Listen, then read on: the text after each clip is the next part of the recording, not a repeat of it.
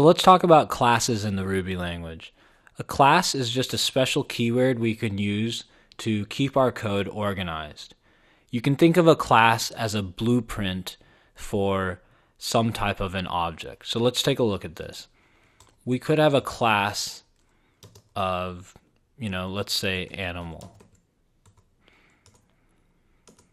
And so what we're saying is basically that in our application we might have some type of an object that we consider an animal, and it might have certain functionality. So when I say categorizing code, that means we can store variables in here. We can also place methods in here, and they will all be grouped and tied together whenever we reference this class here called the animal. So let's try something. Let's just add a method in here. Call it breathing.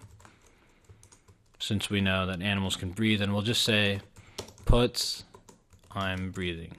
Just for fun, all we're doing is just outputting a string here whenever an animal executes this method.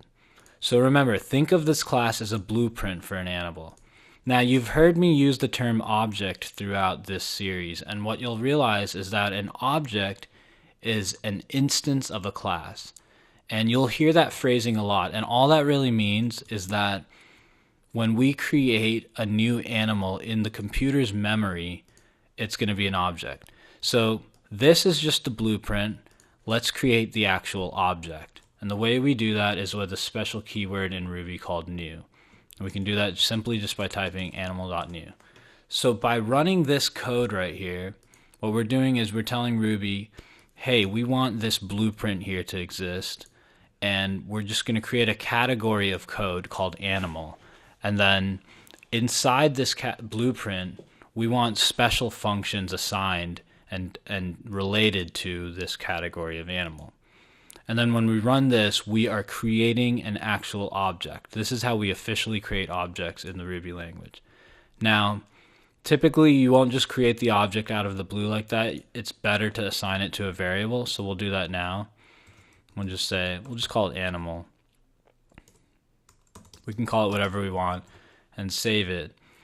And so now we've got an animal stored here in memory, and it's an actual object. So how would we now use this?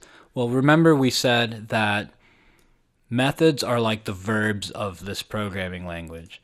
So we can get this animal object that we've labeled here with the lowercase variable name animal here to execute this particular function. And all we have to do is type out animal.breathing, the function name. So let's run this code and see what happens.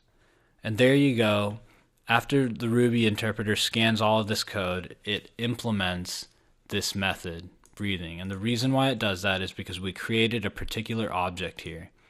And then we had that object, basically act on this verb. So you might be wondering how classes could be useful in a practical application. So like I said, they're great for categorizing code. Let's say you have an online store and you're selling a bunch of electronic products.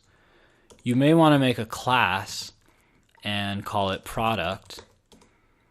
And what we can do is by encompassing code inside of this statement here where we have class and then end, we can put all of the code related to all the products, the general products that we sell, inside of this class and end statement.